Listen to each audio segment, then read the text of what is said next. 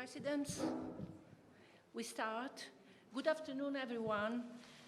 You are very welcome to this joint press conference that I'm pleased to moderate with the Deputy Chief Spokesperson of the European Commission, Dana Spinant.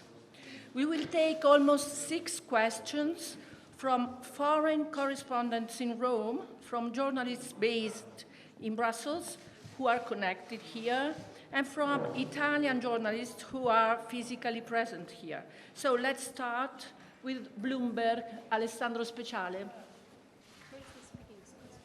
President von der Leyen, President Draghi, thank you.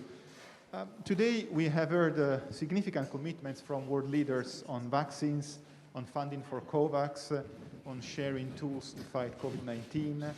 But how will you ensure that countries will make good on these pledges and in general that the principles of the Rome Declaration are upheld? And a second question, if I may. In your declaration, you pledged to promote the multilateral trading system within the WTO as key for the global production of vaccines.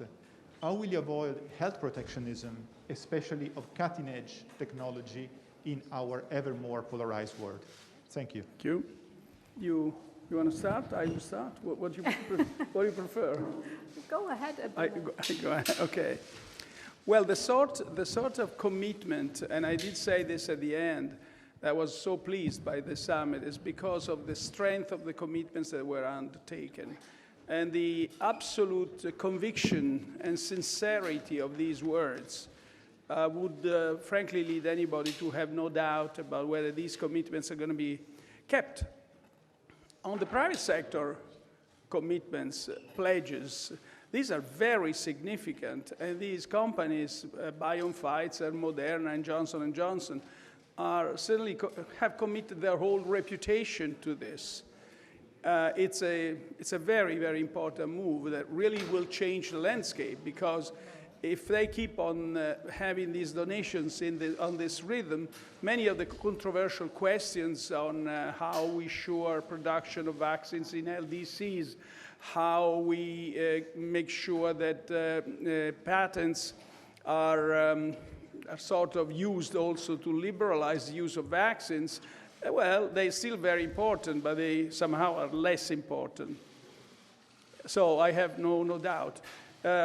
However, your question was also in the minds of many who spoke, who kind of vented the hypothesis that we might need a treaty, so a form more binding than this declaration. But I think a lot of work has to be done on that. The future is still open. Please. Yes, thank you. Indeed, let's put it in 2 parts, the answer. The first one are indeed the pledges or the commitments that have been given today. And of course, in preparation of such a G20 summit, we work hard with different countries or with our European industrial partners to get these commitments. So they are well thought through, and they were public. So publicly said, BioNTech, Pfizer, that they committed to deliver 1 billion doses this year at non-profit for low-income countries and lower costs for middle-income countries. I think this is a very clear public statement. The same goes for 200 million this year from Johnson & Johnson and 100 million this year from Moderna. So the companies have very well thought about it and can be held accountable because they know that they have said that publicly. Same goes for Team Europe, pledging 100 million doses till the end of the year to be donated. Many of them through COVAX, not all of them, but many of them through COVAX. So here too, we feel responsible and accountable. And then the second part is the Rome Declaration. I think it is groundbreaking and really historical because you have for the very first time the G20. That is the United States and China, the European Union and Russia, India and Latin America, South Africa and many others, all of them committing to basic principles At the beginning, the big principle of multilateralism that goes like a golden thread through the declaration. What is so important in there? Important is that this is a very clear no to health nationalism. And it is even reinforced if you look in the declaration at a certain point you find the principle that supply chains have to be open. So clear no to export bans, a clear no to bottlenecks. And all the countries I was mentioning, the G20, have agreed on that. Or another topic that is in the Rome Declaration is the commitment to the One Health principle. So for the very first time, there is the admittance that climate change, loss of biodiversity, and human activity expanding into wildlife is one of the breeding grounds or the forces that brings forward those pandemics. And these are principles where we from now on can build on. So we can refer to these principles, we can call for deliveries on these principles, and therefore I think this is a very important and groundbreaking day today. Yeah, just to follow on your point, how we make sure that these commitments are going to be held in the future. Clearly key will be the involvement of multilateral organizations like the WTO. The WTO is the forum where many of these issues are going to be discussed. The removal of export bans, the intellectual property rights, the ensuring the flow, the continuous flow of the supply chains of these medicines, which are quite complex. So we have discovered that the complete openness of boundaries is essential to provide, to produce vaccines, to produce them, as you can see from the pledges, in huge quantities, and to make sure they're going to be distributed to everybody. So WTO, WHO, the World Health Organization as well, there was a pledge or a manifested will to finance it, to make it more effective. So there are many interesting things, but certainly first of all, the assurance that these commitments are going to be held is in the strength of their words, in the sincerity of their words. But second, it's going to be in the hands of these organizations. Thank you. We have a second question from Euronews, Giorgio Orlandi. The EU has recently reached a deal on COVID-19 certificates to open up tourism across the continent, although it looks like it might take a while before these can come into effect.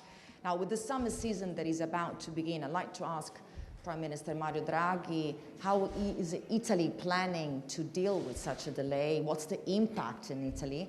And I'd like to put a similar question to President von der Leyen, if she thinks it's a bit too late, and what's her take on this? Thank you.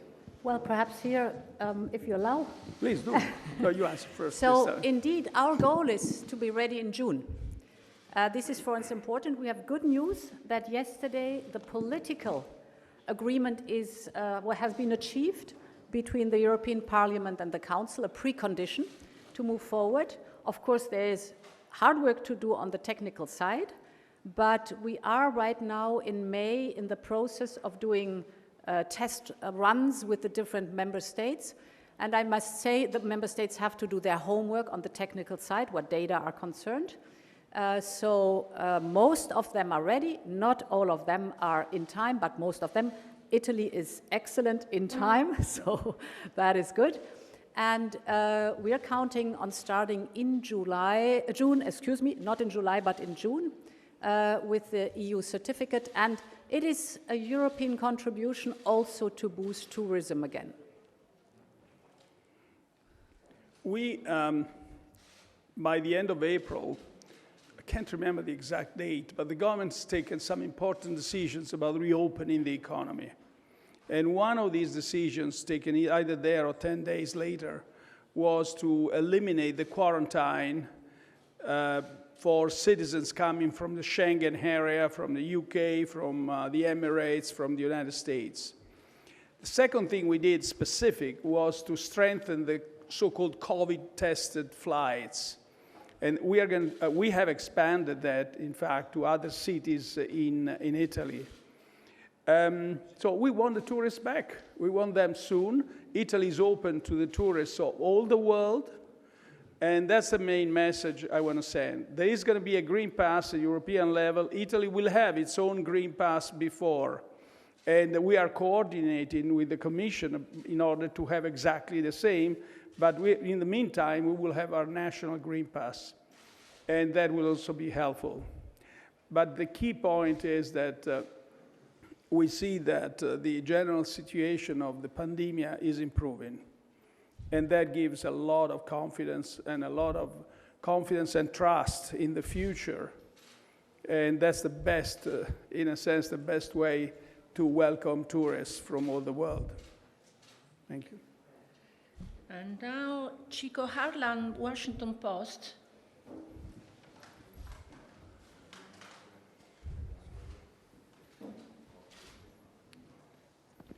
Thank you very much. I would welcome either of you to answer this. It's up to you. But, you know, certainly there was near unanimity today among all the leaders that the current inequities are unacceptable or problematic, even immoral.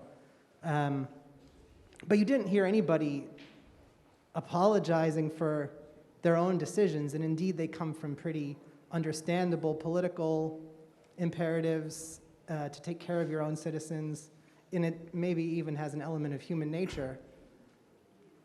So do you see anything in what unfolded today that would prevent that pattern from playing out again, you know, even with booster shots and with all of the next rounds of demands that will take place even here across Europe? Does that pattern change, and should it change? Thank you. Please, Ursula, you start. Yes, it has to change, and it is changing. So if I may refer to what is needed to ensure equitable access. What we've seen is, first of all, of course, boost production. What we did intensively, and as Europeans, we went through the experience that it is doable to serve your own population, but also export. We have, over the last 5 months now, had on average 50% of the European production exported. Up to today, 50% have been exported. We have delivered to the European people around 230 or 240 million doses, and the same amount has been exported to 90 countries, COVAX included. That is the point number one. And this is also, of course, in the Rome Declaration, that bottlenecks should be avoided, and that we need open supply chains. Very important. But the point number one is, and this is a learning process also, we saw that also today, that this will not be enough.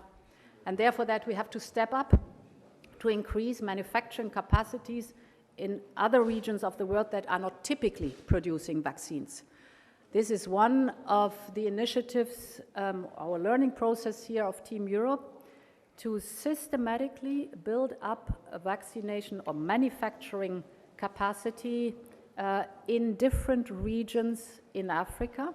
So to build regional hubs, 1 billion will be invested. It's together with the member states and financial institutions, and of course our African partners. What is the system? It's building infrastructure.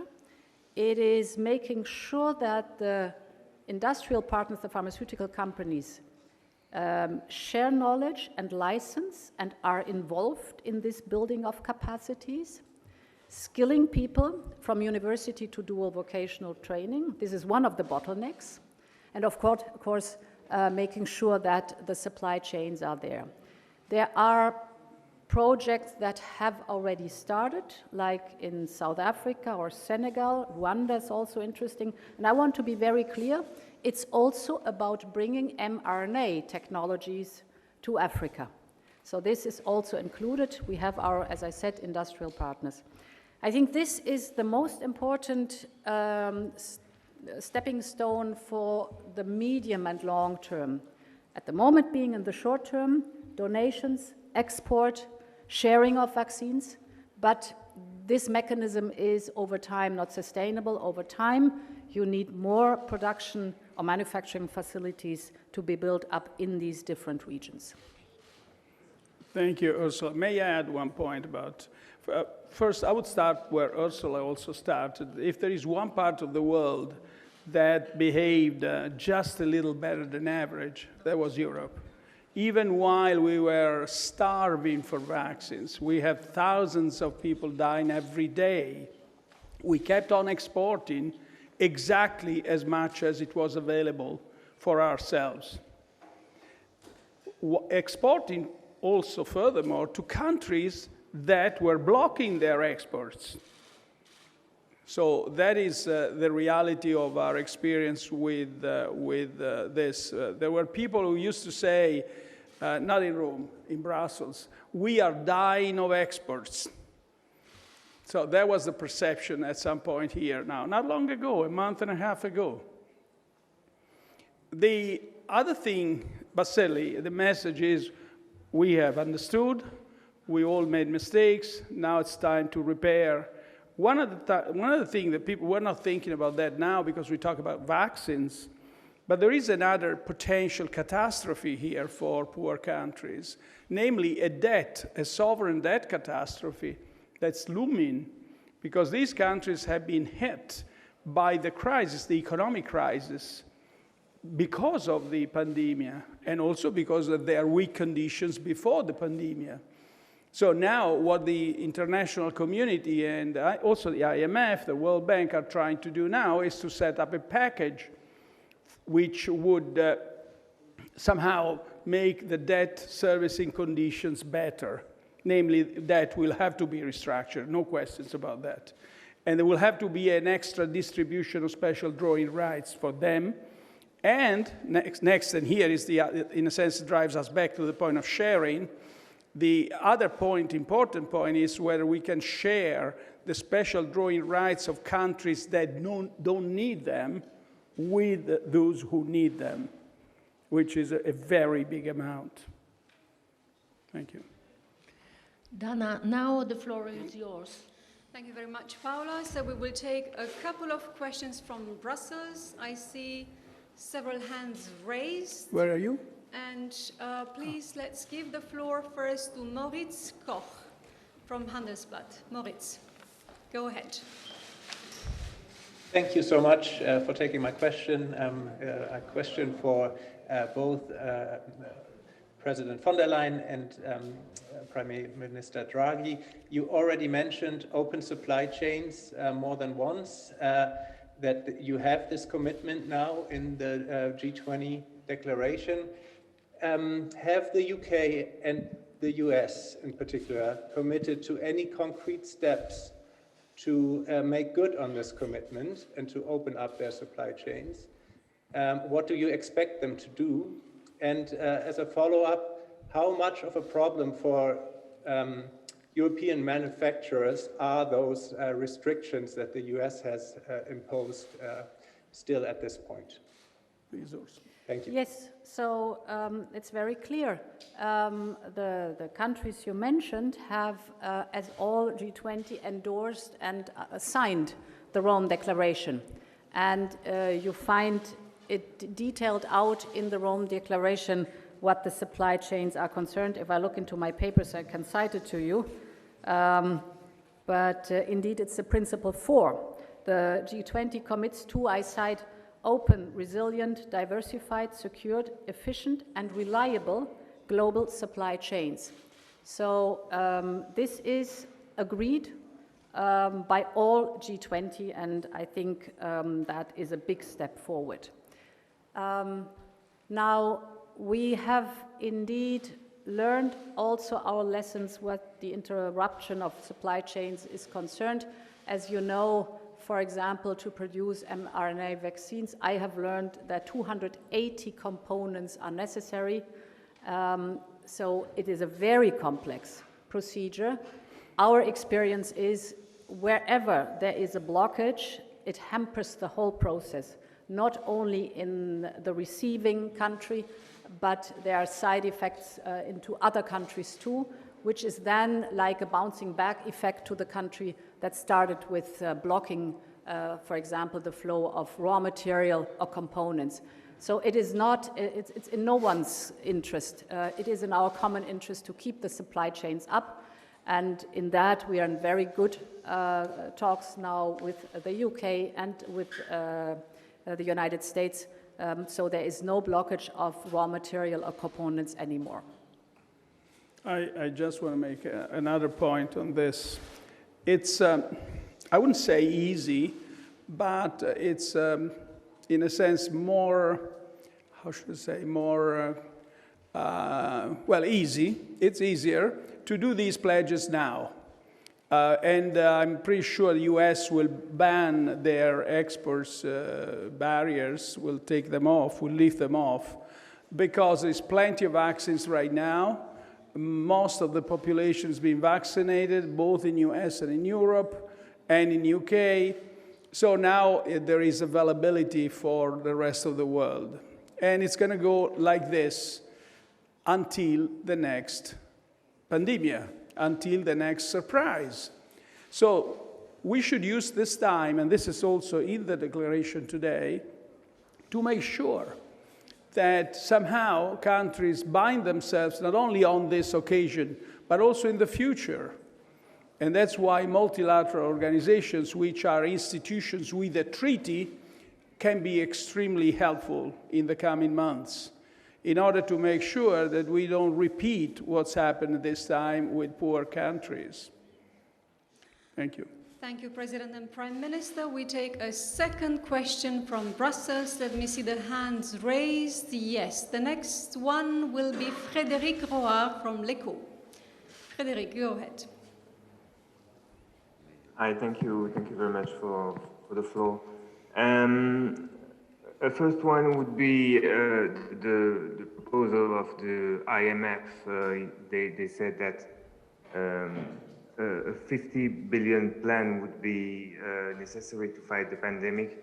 How do you see it? Is the European Union ready to do even more than what has already been announced? And a second question, if I may, for Mrs. van der Leyen, on the digital COVID certificate. As far as I understand, the Commission is working with the World Health Organization to ensure that this certificate can be recognized elsewhere in the world as well. Are you confident it will be the case in the near future? Thank you very much. I think I leave the financial question to you. And I take the certificate. You answer the certificate. I take the certificate, indeed. Yes, WHO approved vaccines are recognized, and I'm not the perfect situation to explain all the technicalities, but the system, the European gateway system we established for our member states, has the ability that third countries plug in so that it's interoperable with other countries, third countries outside of the European Union. So the perspective is that over time we can not only apply the European certificate for the member states, but also for third countries that plug in with their data. Thank you. We actually don't know whether 50 billions are the amounts that are needed. But even if it's so, there is a consistent, significant package that I hinted at before, which starts with the distribution of special drawing rights, then the redistribution of special drawing rights for the countries that have them, don't use them, can they lend it to the poor countries? Then we have a mechanism called IDA, International Development Aid, replenishment, and that this year all countries have committed to do bigger commitments in that pool. And then we have what I mentioned before, the debt restructuring, serious, quite significant. And then you have national and international and multilateral contributions, like the ones, if you think today a small country like Italy has pledged 300 million to the COVAX facility, and also has pledged 15 million vaccines in the donation pool. And certainly it's not the biggest pledge. And then you have the private sector that also is working actively, and frankly, it's not the last or the least important thing. So all this will help not only in the vaccine campaign, during the vaccine campaign, but also in laying out the infrastructure that will help poor countries to react better to the next pandemic. An infrastructure that starts, as Ursula just said, with the identification of production sites in Africa, for example. That's quite important. The transfer of technology, of know-how by the private sector, and then the production. But also in health infrastructure, and also on this there is ample agreement, in poor countries that needs to be helped to build. So today, I frankly have no doubt that what's needed will be found. Grazie. E adesso c'è una domanda finale da parte della stampa italiana per Rai 3, Valentina Antonello.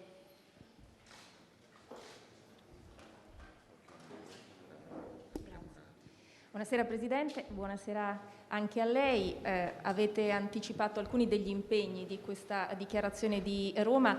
Vi chiediamo, visto che spesso è accaduto che quel che è stato scritto poi sia rimasto solo una buona intenzione, come farete perché questo non accada, e soprattutto sui brevetti per i vaccini? Un punto della dichiarazione prevede la cessione volontaria della licenza. Ecco, come funzionerà e se ci sono già delle potenze mondiali che in questo senso si sono rese disponibili? Grazie. Thank you. Grazie.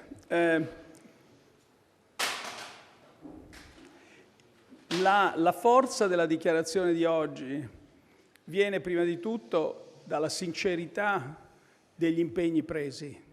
Era veramente apparente, era forse il desiderio di rimediare a delle ingiustizie, delle inequità che sono avvenute nel periodo più difficile, quando non c'erano vaccini per l'Europa, non c'erano ancora vaccini negli Stati Uniti, e per cui il ragionamento è stato chiudersi su se stessi e ignorare il resto del mondo. E lì le offerte che sono state fatte oggi dai vari Stati, come dicevo, noi abbiamo promesso 300 milioni di euro per il COVAX, cioè per comprare vaccini e darli gratuitamente. Ci sono altri paesi europei che hanno promesso ancora di più. Ci sono poi le donazioni di vaccini da parte dei vari paesi. Quindi, però, ora io non ho alcun dubbio che gli impegni presi in termini di, come dire, di aiuto ai paesi poveri in questa dichiarazione di Roma verranno mantenuti, ma è molto importante attrezzarsi per la prossima volta che avremo una pandemia che ci sorprenderà, in modo da evitare lo stesso egoismo che ha caratterizzato le nostre decisioni, non tanto quelle europee, a proposito, perché l'Europa ha continuato ad esportare metà della sua produzione altrove, a paesi che non la esportavano poi, come gli Stati Uniti, come il Regno Unito. Quindi non tanto l'Europa, ma anche l'Europa. Come saremo sicuri che reagiremo collettivamente con altruismo, senza egoismo? E questo è nelle mani anche delle organizzazioni multilaterali, l'Organizzazione Mondiale della Sanità, ma soprattutto l'Organizzazione Mondiale del Commercio, che è quella che avrà l'ultima parola sulla proprietà intellettuale, sui brevetti dei vaccini. Qui ci sono varie idee sui vaccini e tra un momento do la parola alla Presidente von der Leyen. Un'idea è quella semplicemente di fare una liberalizzazione temporanea, circoscritta dei brevetti. Questo ha un vantaggio di essere estremamente, come dire, diretto, semplice. Lo svantaggio è che non è sicuro che poi che dia la produzione che poi serve per vaccinare. Perché? Perché dopo bisogna produrli questi vaccini e la produzione è estremamente complessa, quindi occorre anche un trasferimento di tecnologia e di esperienza. Poi ci sono altre cose come per esempio la sospensione volontaria dei brevetti e poi c'è una particolare come dire, idea che c'è, se non sbaglio, nella dichiarazione di Doha, e qui do la parola alla Presidente perché è lei che ne ha parlato oggi durante il summit. So I'm talking about the Compulsory Licensing Declaration. Yes, please. I will. I'm happy to Oh, do that. you have the translation. Yeah. But it was an excellent translation. So, of course, the voluntary licensing is the best way to ensure that necessary transfer of technology and know-how will go together with IP rights.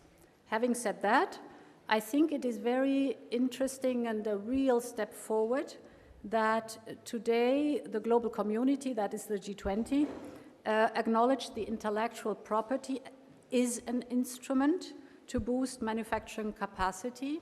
And what you find in the Rome Declaration is that the G20 committed to working on this subject thoroughly within the existing TRIPS agreement and the so-called Doha Declaration. So what is it all about?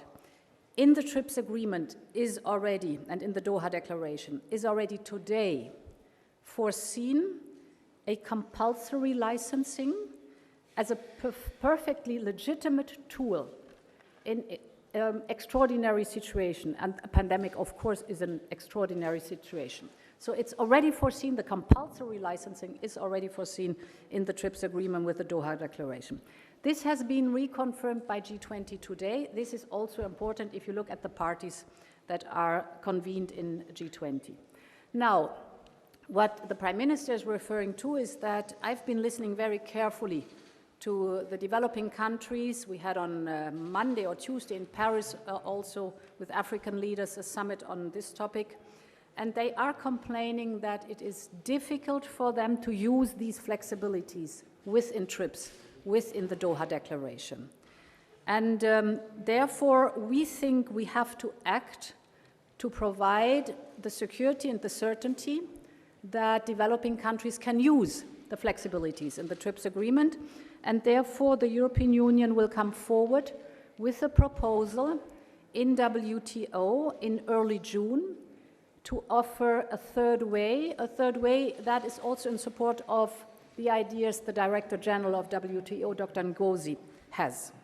So our proposal, we have been discussing it yesterday in the Trade Council in the European Union, roughly will have three components. The first one we've been discussing already, that is trade facilitation and disciplines on export restrictions, so to make that sure also in WTO. Support for expansion of production, we've been talking about that. And indeed on IP, clarifying and simplifying the use of compulsory licenses in crisis times like a pandemic if necessary. What do I want to say by that? First of all, it's important that G20 has convened behind this Doha Declaration and the TRIPS agreement, that we work within it, with the flexibilities. Second, your question, how can you ensure that it's really going forward? We now take the initiative and bring the European proposal to the WTO table, where then the ambassadors in WTO will discuss and deal with it. So we move the whole topic forward, and I think this is one of the good outcomes of today. Thank you, Ursula. L'ultima, in sostanza, questo è stato il primo passo. Questo summit è stato molto importante per la forza e la sincerità degli impegni, ma anche perché è stato caratterizzato da effettivi, concreti impegni in termini di dosi, di vaccini e di finanziamenti per distribuire i vaccini nei paesi poveri. Ma è il primo passo. Il lavoro continuerà poi per noi tutto quest'anno nel G20 e negli altri consessi internazionali. Quello che traspare da oggi è che c'è un gran desiderio di continuarlo e di arrivare a risultati che non solo sono concreti per l'immediato, ma rimarranno fermi anche per il futuro. Grazie. Thank you. Thank you. We close this press conference. Thank you, President. Thank you, Prime Minister. Thank you, everybody. So, Mario. Grazie Ursula. Thank you. Surprise. It was good. What's happening? Bene. Ok, ciao ciao. Cosa devo fare? Ah, una foto. Ok.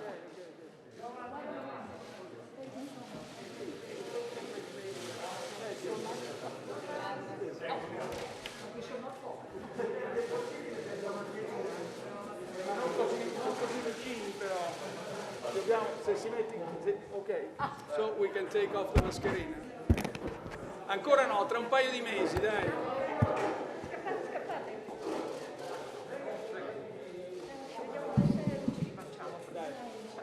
Ti chiamo dopo? Ciao. Ok, ciao.